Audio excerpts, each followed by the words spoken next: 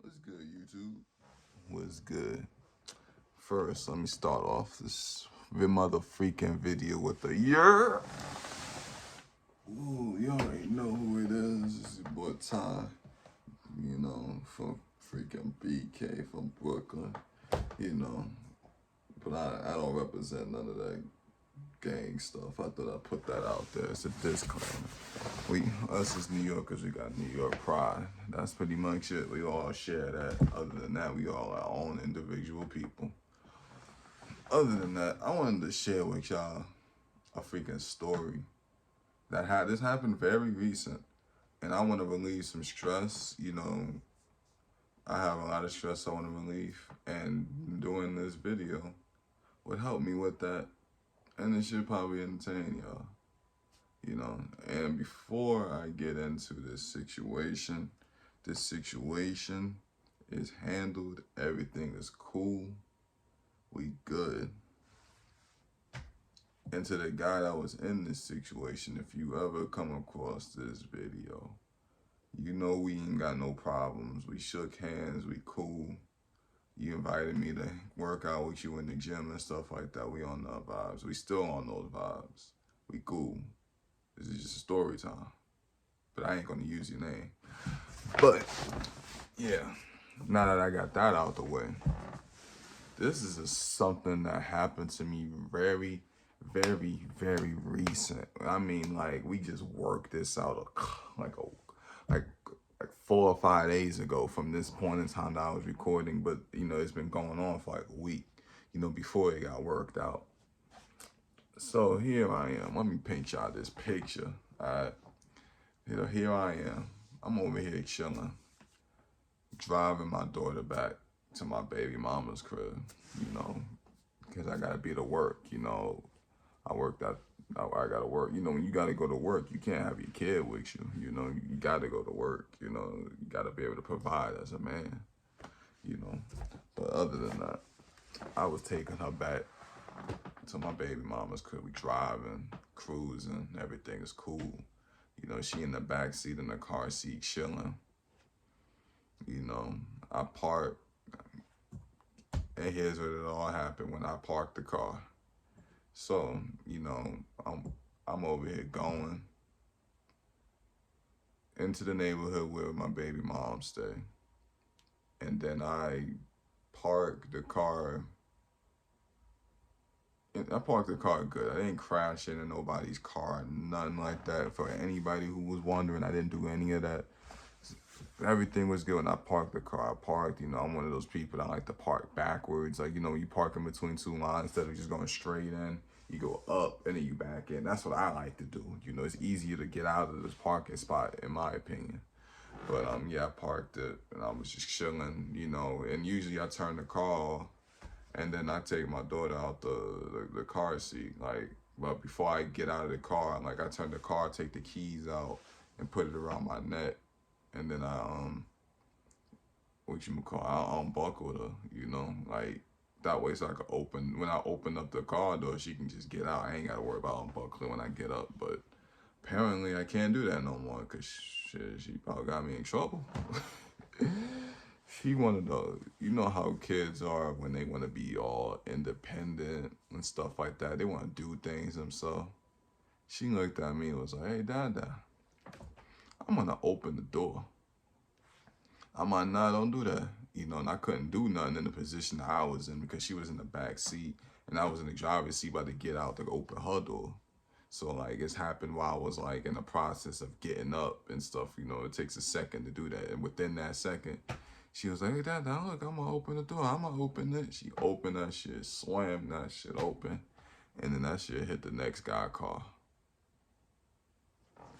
It hit the next guy's car. There's nobody there though. No one's in the car.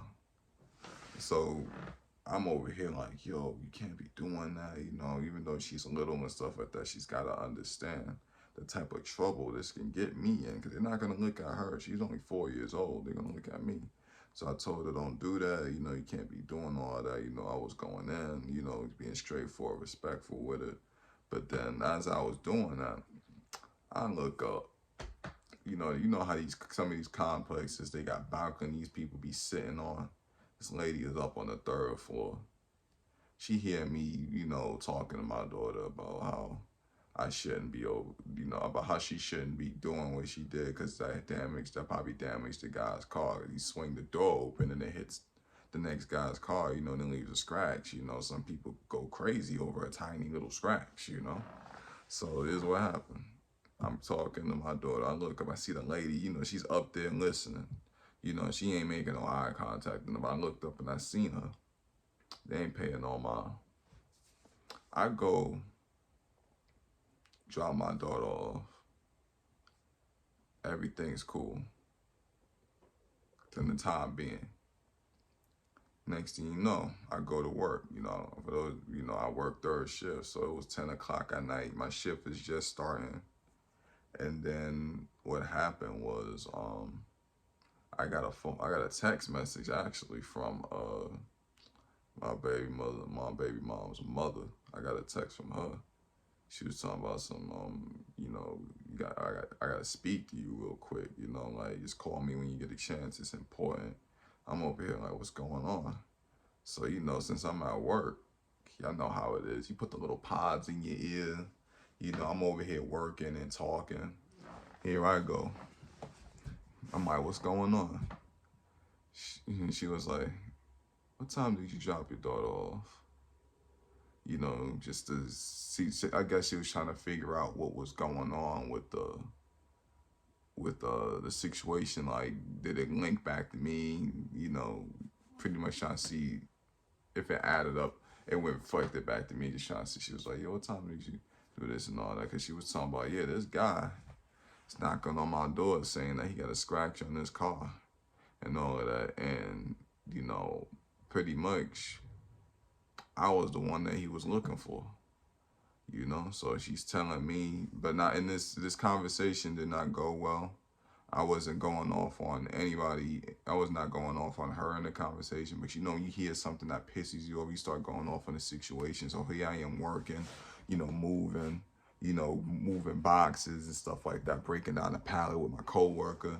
I'm over here getting mad. Customers is walking past and stuff like that. They didn't really say nothing. I kept it neutral when they came around, but then I started losing my cool and I started analyzing the situation. I'm like, what's going on? You start getting that little attitude and all of that. You start being like, what the fuck? Like, this nigga out here want me to pay for his shit, even though I know it's the right thing to do, but still in the moment, I'm like, man, ain't nobody trying to pay for his shit, At the time, when you first figure out, when you first hear something, you're going to react and stuff like that. And then afterwards, you're going to think about it. And then you're going to be like, hey, the right thing to do is the right thing to do. But moving on, I was going off, with the pods and stuff about the situation. My coworker, she was looking at me like, because we were both breaking down pallets together, and that's when I told her how to get on the phone real quick, So when managers walk past, they don't really see me like this. It's different being like this and just having it in your pod. That's why I like wearing pods. That's the cheat code. But yeah, I was doing that and I was just thinking about this shit the whole time. Like my first 3 hours of the shift, that was on my mind the whole time. Like I had to vent about it and everything. So what happened was, his number was given to me. When I went to go pick my daughter up to take her to daycare, his number was written on a piece of paper, laying down for me to grab it. I'm not gonna expose his name or nothing like that, or anything. But what happened was, I'm gonna be honest with you, I was hesitant on even calling him. Like, imagine somebody's out there looking to see like a situation about this, like you don't want to approach it too soon because when people first find out about things, they're not going to be too happy. I wasn't happy about the situation, and I'm sure he wasn't happy about the situation. So I was just taking my time. I ain't called him. I kept his phone number in my wallet. I had a feeling that something was going to happen to make me want to remember that number. But here's what happened. Couple of days passed. I'm at my mom's house. You know, it's like my mom's house is like an hour from where I stay, so I'm over here out of town technically. You know, and then I find out. You know, my mom. I told my mom about the situation. You know, and then she called my baby mom's mom, and they was talking about it. And that's when she told him. She told my mom. I mean, my fault. That this guy is out here. He went and knocked on her boyfriend's car window or something like that. Boop, boop, boop. And he was over here talking about something. Hey, you know, what is he gonna do about it? You know, make sure that I don't find him around here saying all this shit. He's over here talking shit, talking about some A. And I mean, he was talking shit. I don't know. I didn't hear it myself. It's just one way it sounded. He's out here throwing threats, saying he better not see me. All of this shit. This is all the bullshit that I'm going through. You know, right now, and it's coming back to me. I'm over here like, oh, for real? So then now I'm over here getting mad. And then the dude that's over here listening to this shit is getting mad, you know? But what I did was, I was like, you know what? I still got his number in my wallet. Let me call this man. You know, let me go ahead and call this man. So what I did was I called him with my mom there, you know. I told her I was gonna handle the situation. She was just there for support. You know, she didn't involve herself in any way. I made sure of that because I'm a grown man. Without look like having my mom fight my battles for me. So I called him. He ain't pick up. So I'm like, all right, he ain't pick up. 10, 15, 20 minutes come by. He calls back, you know. Since he called back, I picked up, you know. He was over here wondering who this was. You know, I told him who it was, stuff like that. And instead of confronting him and be like, yo, I heard you was talking shit. No, I ain't got time for all that BS. Because I got to go to this neighborhood to see my daughter, like, very often. I don't want to have to look over my shoulder. So what I did was I told him, you know, I was like, all right, this is the guy with the car situation that caused the scratch on your car. I was just wondering what's going on. Is everything all right? Like what you need me to do, you know? That way it puts him in the spot the way he got to explain himself, pretty much. So he explained his part. I explained my part, told him that, you know, I was getting on my daughter about it, you know, and all of that, you know, because she was in the wrong for that. But then at the end of the day, I got to be the one to deal with it. So me and him, you know, we was just keeping in contact about how we was gonna get this situation handled. I didn't want to get no car insurance or anything involved, cause you know when you get your car insurance, I'm letting y'all, let me put y'all on that don't know those y'all that don't know car insurances and stuff yet. You know, for anybody who's young who probably don't know, you get into something like this, and then next thing you know, they call you. If you get your car insurance involved, your car insurance is gonna go up. You're gonna be paying more a month for a temporary time. So I'm not trying to do that. For a little scratch, that scratch was tiny. He was going off about this shit. But it's all good though. It's all good because it's handled. So we was texting, keeping in contact and stuff like that. And then eventually the day came with me and I met this man face to face, you know. I went up and met him in front of the neighborhood and we already had an agreement to go to Riley's Auto Parts, you know, so we went there. You know, we went into the store, you know, we was talking, vibing and stuff like that. Everything was all right. He just wanted to make sure I was going to pay for whatever it was. And I went there with him. It was like a little pen thing that you color the thing. I don't know. It's like one of them car pen color thing. I've never seen anything like that before, but it was like $20. I guess you just color over the scratch and it's like it's not even there. So the moral of this situation, especially if you are a man, learn to keep your composure. Know how to talk to people. Because knowing how to talk to people and having the respect, even though he was calling me out my name and I wasn't around, he did not call it out to my face. So I let it slide. So the moral of it, keep your composure, keep your cool, especially with dealing with another man. You don't know what he's capable of. You know, like this man told me he came out of prison. You don't know what he's capable of. He don't know what I'm capable of, you know? And to avoid all of that, to have to look over my shoulder and stuff like that, I kept my composure and dealt with the situation. I only spent $20 to fix this man's scratch.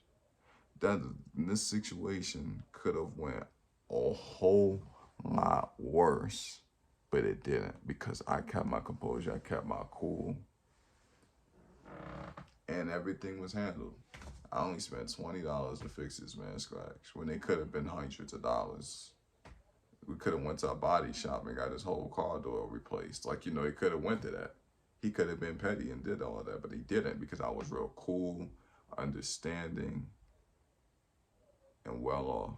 And this is how I think everybody should handle a situation like this instead of calling like, hey, bro, you over here talking shit, man. I'm gonna find you and beat you up. Nah, don't ever do that. Especially in the situation that I was in. If you gotta constantly look over your shoulder, you don't want to do that. Don't ever do that. But other than that, that's the end of the story time for this video. I hope y'all enjoyed this video. And like, share, and subscribe. If y'all want any more crazy stories or anything like that, you know, let me know. You know, put it in my comment section. I share this on Facebook. Put it in my comment section there. DM me, do something, you know, if you want to see anything else, if you're curious, you know. But I hope y'all have a good day, and Brooklyn tie out.